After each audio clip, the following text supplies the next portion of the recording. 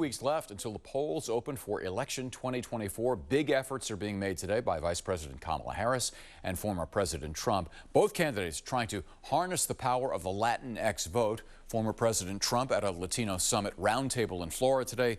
Vice President Harris was speaking directly to voters on Telemundo. ABC 7 News South Bay reporter Zach Fuentes has a look at the local efforts to get more Latinx voters to the polls.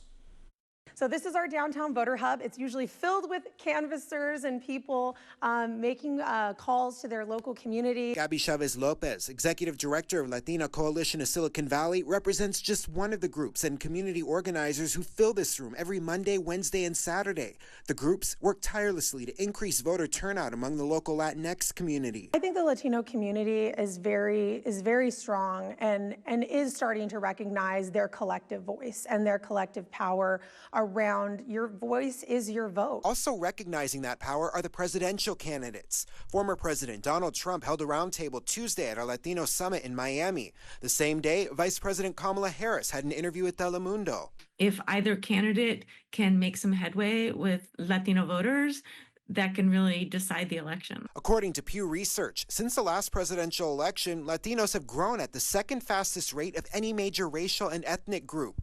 That group, a very diverse one with different perspectives. Venezuelans and Cubans tend to be more Republican. Mexicans and Puerto Ricans tend to be more aligned with the Democratic Party. And of course, there's all sorts of other differences within that older Cubans are very distinct from younger Cubans. Many experts say candidates have to make outreach specific to each group within the Latino community.